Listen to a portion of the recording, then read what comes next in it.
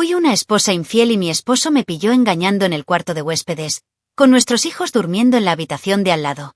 Él destruyó brutalmente a mi amante y me dejó abandonada en la miseria. Si te gustan las historias de traición y venganza, dale me gusta al vídeo, suscríbete al canal y activa la campanita para recibir notificaciones de nuevas historias.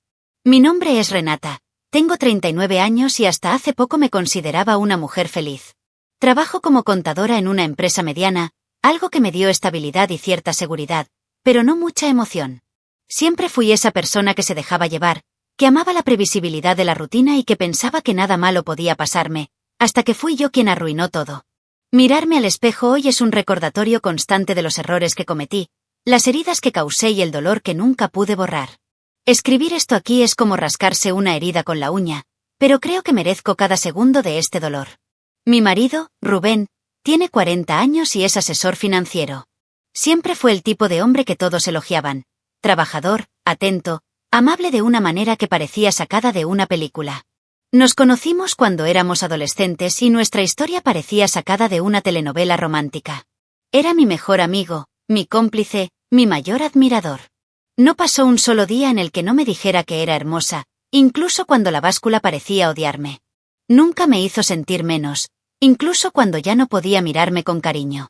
Rubén fue, sin duda, lo mejor de mí.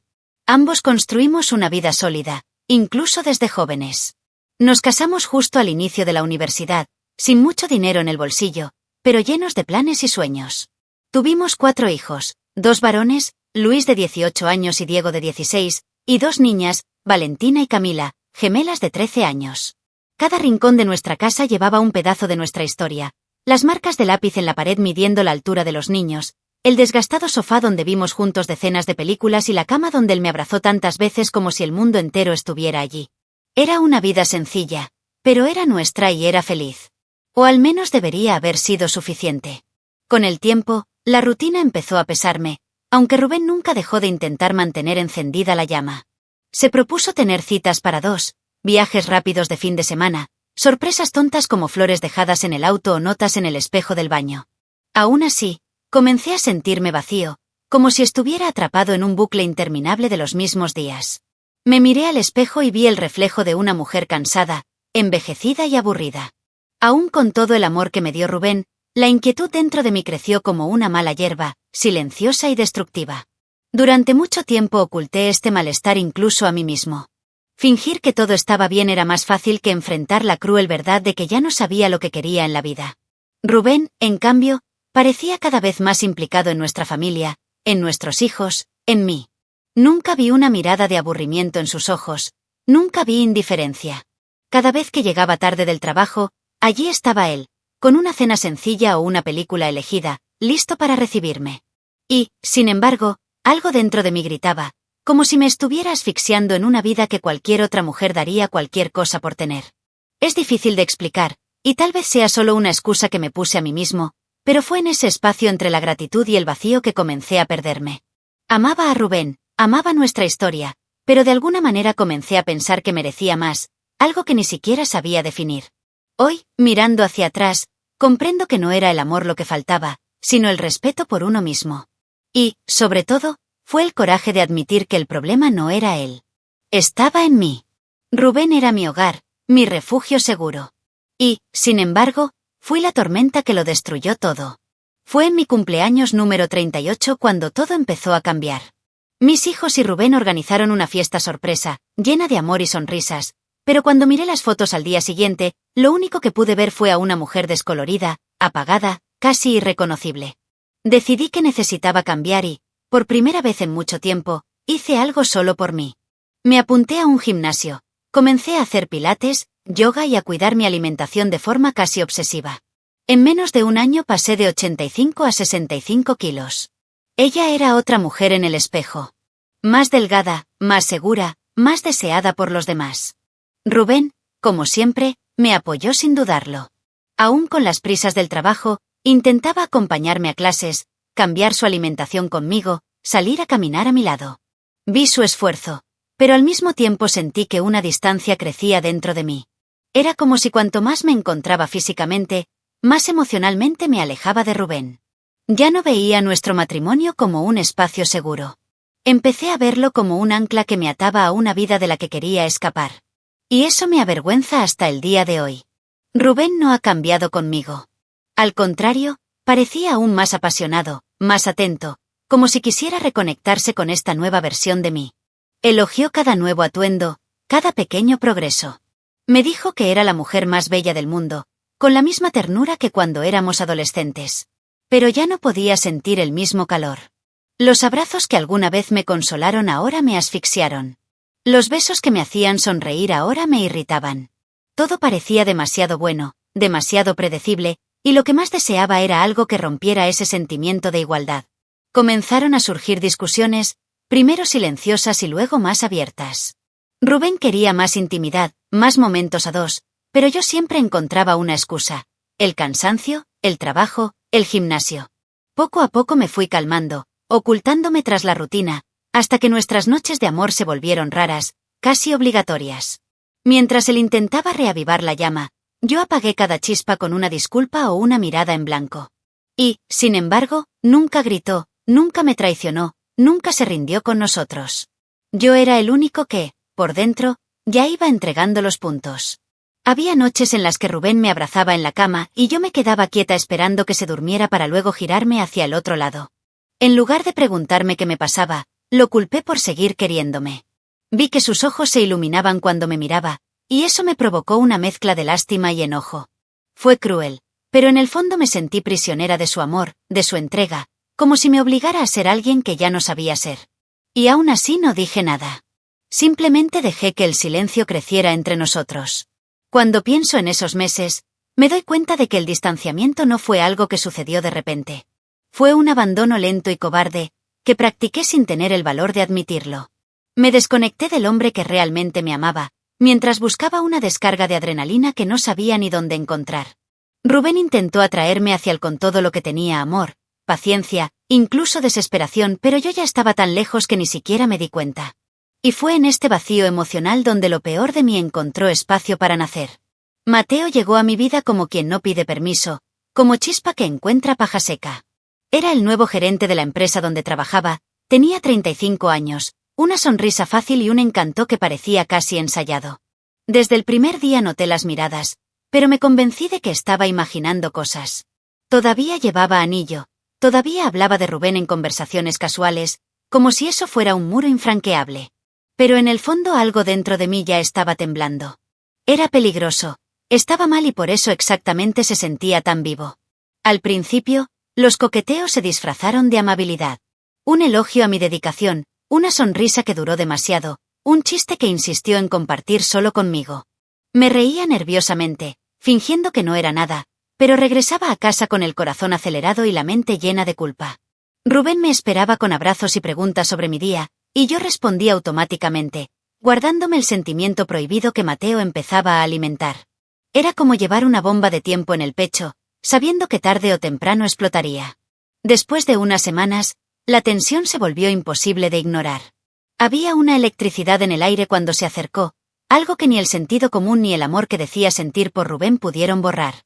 Mateo empezó a invitarme a almuerzos rápidos, alegando que quería discutir proyectos, pero en el fondo sabíamos que era solo una excusa. Al principio me negué, avergonzado incluso de mí mismo, pero cada no salió más débil. Cada vez que cedía un poco más sentía que me alejaba de quien era. El primer almuerzo tuvo lugar un martes gris. Nos sentamos lejos de miradas indiscretas, nos reímos más de lo que deberíamos y, por primera vez en mucho tiempo, me sentí deseada de una manera embriagadora. Cuando tocó ligeramente mi mano sobre la mesa, un shock recorrió todo mi cuerpo. Debería haberme levantado y haberme ido entonces. Debí recordar los ojos de Rubén, nuestra historia, nuestra familia. Pero lo único que hice fue devolverle la sonrisa, como si hubiera olvidado quién era y lo que estaba a punto de destruir. A partir de ese día las cosas fueron cuesta abajo. Nos enviábamos mensajes de texto casi todos los días, siempre comenzando con temas laborales y terminando con chistes internos y comentarios que iban más allá de cualquier límite profesional. Mateo sabía exactamente qué decir, cómo alabar no solo mi cuerpo, sino mi inteligencia, mi fuerza, mi nueva versión. Me sentí viva de una manera que no me había sentido en años, como si finalmente me estuvieran viendo, incluso si al hacerlo me estaba borrando del hombre que siempre realmente me vio. A veces pienso que todo pudo haber terminado ahí, en los mensajes, en las miradas. Que podría haber parado antes de que fuera demasiado tarde. Pero la verdad es que no quería parar. Cada conversación con Mateo era una droga que me hacía olvidar la culpa, la responsabilidad, el amor que todavía pretendía sentir en casa. Me mentí a mí misma y dije que era solo una fase, que no era más que un coqueteo inofensivo. Pero en el fondo, ya lo sabía. No se trataba de si sucedería algo, sino simplemente de cuándo. El día en que todo se vino abajo empezó de manera banal. Era viernes, final de trabajo, y Mateo me invitó a tomar un café antes de irnos a casa. Dudé, miré el anillo en mi dedo y casi me negué. Pero el deseo de sentirme viva, deseada, venció lo que quedaba de mi conciencia. Acepté. Nos sentamos en un rincón discreto de un café casi vacío y hablamos de todo menos del trabajo. Cuando sostuvo mi mano sobre la mesa, no la aparté. Cuando se inclinó, cerré los ojos. Y cuando nuestros labios se tocaron, supe que no había vuelta atrás. El primer beso fue un shock. Un shock caliente y prohibido que quemó mi piel y congeló mi alma. Debería haber sentido culpa, arrepentimiento inmediato, pero todo lo que sentí fue euforia. El mundo entero desapareció, Rubén, mis hijos, mi casa, mi compromiso. Todo se convirtió en humo. Éramos solo Mateo y yo, dos cuerpos que ignoraban todo lo que sabían que era correcto. Salí de la cafetería atónito, como si hubiera cometido un delito y, en cierto modo, lo había hecho. Esa noche miré a Rubén en la mesa y casi lloré. Pero no me detuve. La semana siguiente, nuestras reuniones se intensificaron. Primero besos robados en el parking, luego tardes en moteles más alejados, donde nadie nos conocía. Me convertí en otra persona en esos momentos. Audaz, impaciente, hambrienta de algo que parecía consumirme viva. Con Mateo hice todo lo que me negué a hacer con Rubén. No había límites, no había pudor. Era un fuego que parecía quemarme de adentro hacia afuera, haciéndome olvidar el peso de cada mentira, cada excusa tonta que le decía a mi esposo cuando llegaba tarde a casa. Cada encuentro con Mateo era como una nueva droga que me adormecía. Mientras Rubén planificaba cenas románticas y viajes de fin de semana, yo inventaba encuentros que nunca existieron. Mientras mis hijos me esperaban para las noches de cine en familia, yo estaba en sábanas desconocidas, traicionando cada parte de la vida que había trabajado tan duro para construir. Mis valores, mi honor, mi dignidad, todo estaba quedando atrás, pieza a pieza, mientras me entregaba cada vez más a algo que sabía que destruiría a todos los que me rodeaban. Rubén empezó a notar los cambios. Me preguntó si todo estaba bien, intentó abrazarme más, dijo que me extrañaba, a pesar de que compartíamos la misma casa. Cada una de sus palabras fue como una puñalada, pero en lugar de detenerme, simplemente cavé el agujero más profundamente. Inventé historias sobre cansancio, estrés, presión en el trabajo. Creyó en mí porque quería creer. Porque amaba una versión de mí mismo que ya no existía. A veces, después de una cita con Mateo, llegaba a casa y lloraba en la ducha, tratando de quitarme la culpa que se me había pegado a la piel. Pero la verdad es que, incluso en medio de toda esa suciedad, me sentía vivo. Me había convencido de que Rubén merecía a alguien mejor, alguien que realmente lo amara como se merecía. Y esta excusa tosca e inmadura me dio permiso para continuar. Seguir engañando a un hombre que solo quería verme feliz. Seguir destruyendo una familia que solo me dio amor. Y, sobre todo, seguir hundiéndome, aunque sabía que, tarde o temprano, tendría que enfrentarme a las ruinas que estaba creando con mis propias manos. Rubén no era tonto. Con el paso de los meses, empezó a juntar las piezas que yo intentaba ocultar. Pequeñas mentiras, excusas inconsistentes, olor a perfumes que no eran míos. Al principio intentó convencerme de que hablara, de que abriera mi corazón. Respondí fríamente, con desprecio disfrazado de cansancio. Cuando intentó besarme, miré hacia otro lado. Cuando dijo te amo, respondí con una sonrisa hueca. El dolor en sus ojos era visible, pero fingí no verlo. Era más fácil ser cruel que admitir la verdad. Una noche, Rubén lo intentó una vez más. Preparó una cena especial, encendió velas, tocó nuestra música. Llegué tarde a casa, irritada, sudorosa por el encuentro con Mateo. Cuando vi la mesa puesta, sentí una mezcla de vergüenza y rabia. Todavía estaba intentando salvar algo que yo ya había condenado. Durante la cena, me tomó de la mano, trató de hablar de nuestros planes, de nosotros. Y yo, cegado por la culpa y la arrogancia, aparté la mano y dije que necesitaba espacio. Allí, por primera vez, Vi a Rubén desplomarse frente a mí. Después de esa noche, Rubén cambió. No se rindió conmigo, pero la tristeza se apoderó de él. Dejó de intentar complacerme tanto, dejó de insistir. Empezó a centrarse en sus hijos, su trabajo, cualquier cosa que no fuera nuestra relación. Pero lo vi en sus ojos, todavía me amaba. Y fue precisamente este amor el que lo consumió por dentro. Mi marido, el hombre que siempre había sido fuerte y protector, estaba siendo destruido por mis decisiones. Y, sin embargo, continué, como si todo esto fuera solo una película que estaba viendo desde el margen. El detonante ocurrió un viernes por la tarde. Rubén se presentó sin avisar en la empresa diciendo que quería llevarme a almorzar. En ese momento me encontraba encerrada en la habitación con Mateo, en un ambiente poco profesional. Cuando sonó el intercomunicador, el corazón casi se me sale de la boca. Me vestí, me arreglé el pelo y fui a recepción. Allí estaba Rubén, con una sonrisa tímida, sosteniendo una pequeña caja de bombones, un gesto tonto, pero lleno de amor. Inventé una tonta excusa sobre reuniones urgentes y vi su sonrisa morir en su rostro. Vi tus ojos perder el brillo. Esa noche Rubén no dijo nada. Pero me di cuenta de que algo dentro de él había cambiado. Me miró de otra manera, no con amor, sino con sospecha, con algo más oscuro detrás de sus ojos. Y fue en este pesado silencio que la venganza comenzó a gestarse. Pasó de intentar salvar lo que teníamos a utilizarme como su forma silenciosa de represalia. Ya no acepté mis cansadas excusas por la noche. Comenzó a buscarme con intensidad, tanto por la noche como por la mañana, como si quisiera reafirmar su condición de marido. Siempre fue consensuado, pero ya no era el amor ligero que solía ser. Me dejé llevar, haciendo mi parte, pero salí de casa exhausto para ir al trabajo, ya que él empezó a utilizarme todos los días en las noches y en las mañanas. Sobre todo en las mañanas las relaciones cansaban por mucho tiempo, mientras Rubén parecía despertar renovado y cada vez estaba más agotado con tantas relaciones. No sabía que esta era solo la primera fase de la tormenta que estaba preparando. Mientras profundizaba cada vez más en mi romance con Mateo, Rubén preparó el terreno. Se volvió más frío, más estratégico.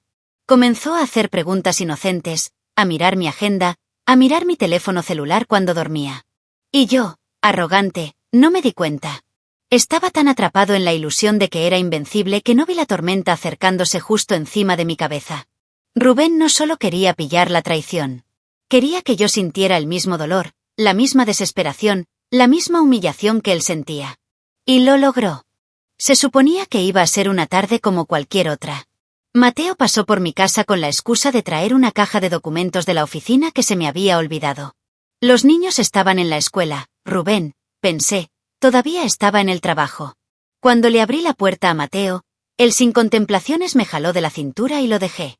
Estábamos tan acostumbrados al riesgo que la adrenalina reemplazó la vergüenza. Nos dirigimos a la habitación de invitados, como dos niños imprudentes. Debería haberme asustado. Debería haber escuchado el instinto. Pero ella estaba ciega. La escena fue rápida, casi surrealista. Estábamos en el punto álgido de la traición. Mateo me tenía contra la pared del cuarto de invitados, mis brazos alrededor de su cuello, mi blusa medio abierta, mis pantalones bajados, gemidos ahogados, diciendo el nombre de Mateo y pidiendo más, mezclados con respiración agitada.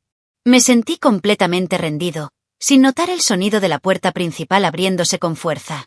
Antes de que pudiera reaccionar, Rubén ya estaba parado en la puerta del dormitorio, con los ojos rojos y las manos temblorosas, viendo lo que ninguna persona debería ver. Mateo intentó alejarse apresuradamente, tirando de sus pantalones caídos, pero Rubén avanzó con una furia que nunca antes había visto. Un golpe, luego otro. Mateo se desplomó en el suelo sin posibilidad de reaccionar. El sonido de huesos rompiéndose resonó por toda la casa, mezclado con mis gritos histéricos. Todo se derrumbó allí, en esa habitación manchada de culpa, sudor y traición. Intenté separarlos a los dos, salté sobre la espalda de Rubén desesperado, pero fui arrojado al suelo con fuerza. Sentí que el aire se escapaba de mis pulmones y me quedé allí, indefenso, observando cómo se desarrollaba el caos. Rubén golpeó a Mateo con furia silenciosa, como si vertiera meses de dolor y humillación en cada golpe. Cuando finalmente se detuvo, Mateo estaba prácticamente irreconocible, su rostro deformado, con cortes esparcidos por todos lados, la sangre en la alfombra pálida. No podía moverme, solo lloré, perdida entre el pánico y la vergüenza. Era el final y lo sabía. Rubén, Todavía jadeante, cogió el teléfono y llamó a los servicios de emergencia. Le oí decir, con voz ahogada, que había atacado a un hombre y que necesitaba ayuda. Luego, dejó caer el dispositivo al suelo, se arrodilló, se puso las manos en la cabeza y esperó. La policía llegó unos minutos más tarde, con las armas en la mano y gritándole que se quedara quieto. Se llevaron a Rubén esposado sin oponer resistencia, mientras los paramédicos intentaban estabilizar a Mateo, quien apenas podía respirar. Me senté en el pasillo, abrazándome las rodillas, sintiendo que lo había perdido todo. En la comisaría la realidad me golpeó como un terremoto. Mis padres me miraron con una mezcla de decepción y vergüenza. Mi hermano me llamó egoísta y gritó que había destruido a nuestra familia. No tenía defensa ni coraje para pedir perdón. Rubén, mientras tanto, permaneció en silencio, negándose a mirar en mi dirección. Mateo fue llevado a cirugía de emergencia, sufriendo múltiples fracturas faciales. Era oficial. Mi traición no solo había arruinado mi matrimonio, sino que también había arrastrado a todos los que me rodeaban al infierno que yo había creado. La noticia se difundió rápidamente por toda la ciudad. Me convertí en fuente de chismes, desprecio y vergüenza. Mis hijos, al enterarse de todo, se negaron a hablarme.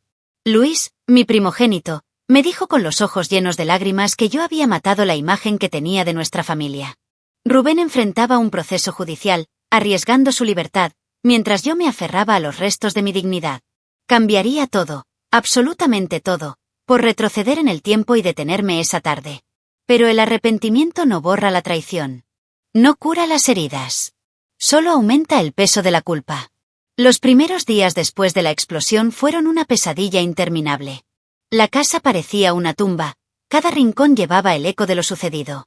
Rubén quedó detenido a la espera de la audiencia, mientras Mateo permaneció en el hospital, entre cirugías y parches. Caminé por la casa vacía, mirando las fotos familiares en las paredes, sintiendo una culpa sofocante. No había ningún lugar a donde correr. Mis hijos se mudaron temporalmente con mis suegros y se negaron a verme. Mi familia me dio la espalda e incluso mis compañeros de trabajo evitaban mirarme a los ojos. Rápidamente se abrió el caso contra Rubén. Aunque llamó a los servicios de emergencia y se rindió sin resistencia, el daño físico que sufrió Mateo fue demasiado grave como para ignorarlo. Rompió demasiados huesos, deformó una cara, destruyó una vida y, en el fondo, todos sabían que yo era realmente responsable de todo eso. Cada audiencia fue una tortura psicológica. Escuchar a Rubén contar lo que vio, con la voz quebrada al describir la escena, me desgarró más que cualquier castigo que la ley pudiera imponer. Yo había causado todo. Había convertido el amor en ruina. Mateo sobrevivió, pero quedó marcado para siempre. Su rostro nunca volvería a ser el mismo y supe que también enfrentaría cargos de acoso y comportamiento inapropiado en el trabajo. Pero en mi opinión, nada de eso importaba. Lo único que podía pensar era en lo que le había hecho a Rubén, con los ojos llenos de dolor. Durante el juicio Rubén no me dijo una sola palabra, ni siquiera miró en mi dirección. Era como si yo hubiera muerto para él. Y, en el fondo, eso era todo. La mujer que amaba había muerto allí, en la habitación de invitados, junto con nuestra historia. Con el paso de los meses, la situación no hizo más que empeorar. La ciudad entera conoció los detalles del escándalo. Me convertí en objeto de chismes en los pasillos, en las redes sociales, en las fiestas familiares. No podía ir al supermercado sin sentir que me quemaban las miradas despectivas. Mis hijos, que alguna vez fueron mi mayor orgullo, ahora se han convertido en jueces silenciosos de mi vergüenza. Luis, mi hijo mayor, se mudó a casa de sus abuelos sin siquiera despedirse de mí. Diego, el menor, pasó a mi lado como si fuera invisible. Los gemelos, que antes habían corrido hacia mi regazo, ahora cruzaron el pasillo sin mirarme. Económicamente todo se volvió un caos también. El escándalo arruinó mi reputación profesional. La empresa me despidió bajo acusaciones de mala conducta y daño a la imagen corporativa. Los ahorros que Rubén y yo habíamos ahorrado a lo largo de los años comenzaron a desaparecer rápidamente. Pagué abogados, facturas atrasadas, solo la hipoteca de la casa. Tuve que aceptar trabajos temporales y humillantes para mantener cierta dignidad. Mientras tanto, Rubén, aún en prisión, recibía constantes visitas de sus hijos y familiares. ¿Y? No recibí más que cartas rechazadas y llamadas telefónicas sin respuesta. Cada mañana era una lucha levantarse de la cama.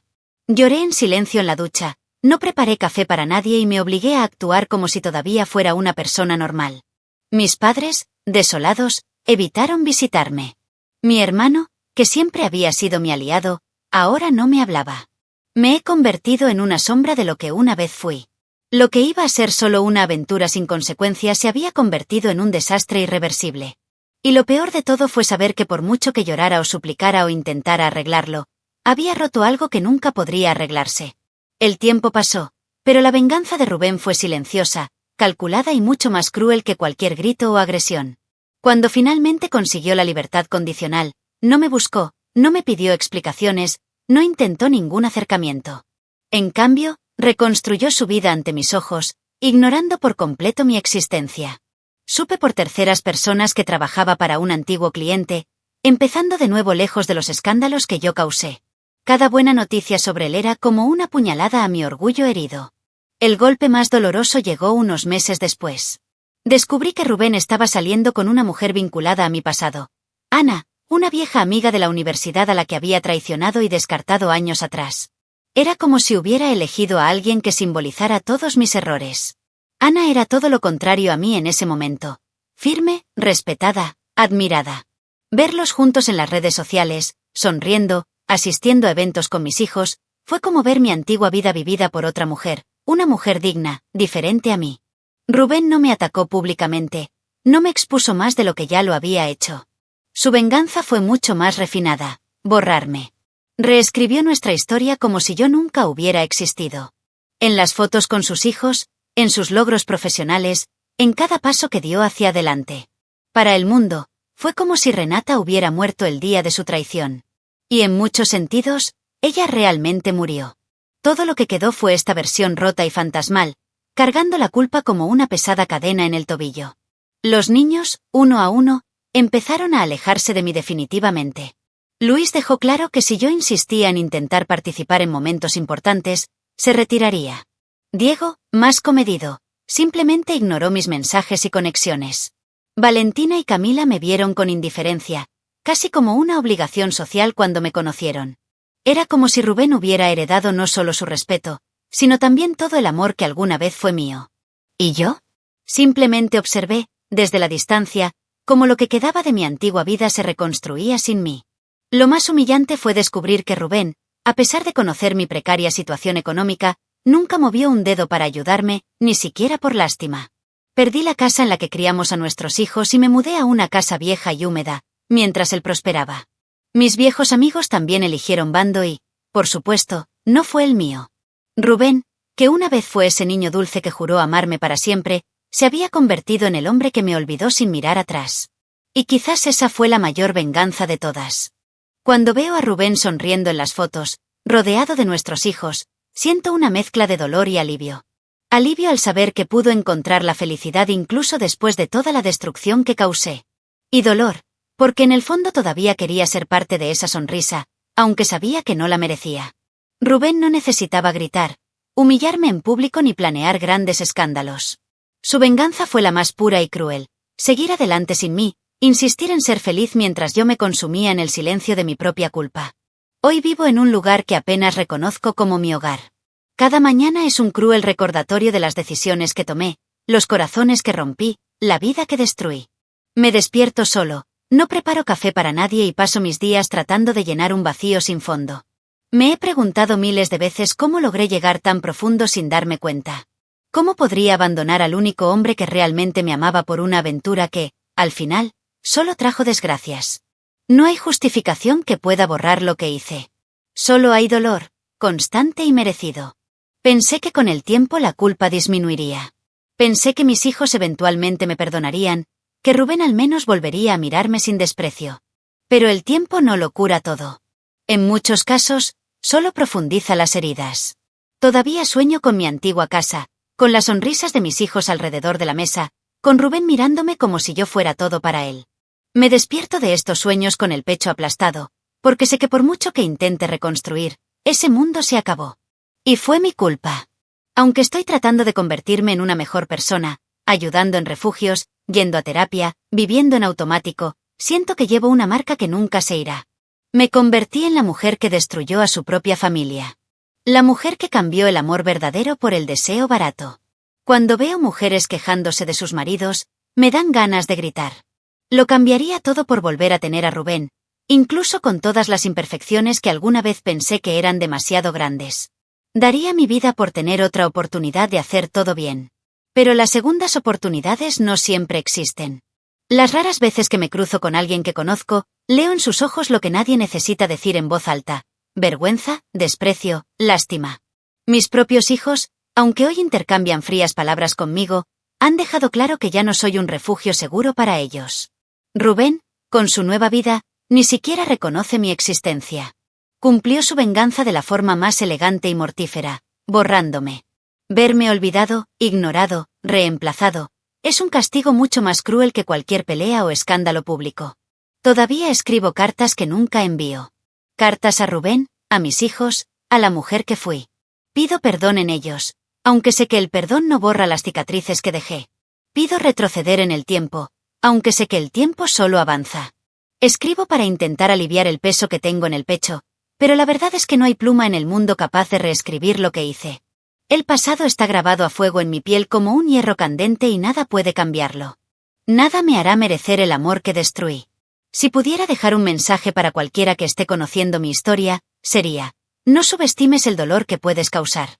No creas que tu soledad, tu insatisfacción, justifica destruir a quienes te aman. Porque la culpa no desaparece. Crece, se alimenta de tus recuerdos, te come vivo. Perdí todo lo que importaba por momentos de egoísmo. Y hoy mi única compañía es el arrepentimiento. Espero que Rubén esté feliz. Espero que mis hijos sean felices. En cuanto a mí, aprendí por las malas que hay errores que no se pueden corregir. Deja tu opinión en los comentarios, dale me gusta al vídeo y suscríbete al canal para recibir notificaciones de nuevos vídeos, y también ayudarnos a llegar a más personas y formar una comunidad. Disfruta y mira una de las historias que van apareciendo a continuación sobre nuevas denuncias de traiciones y venganza. Hasta la próxima.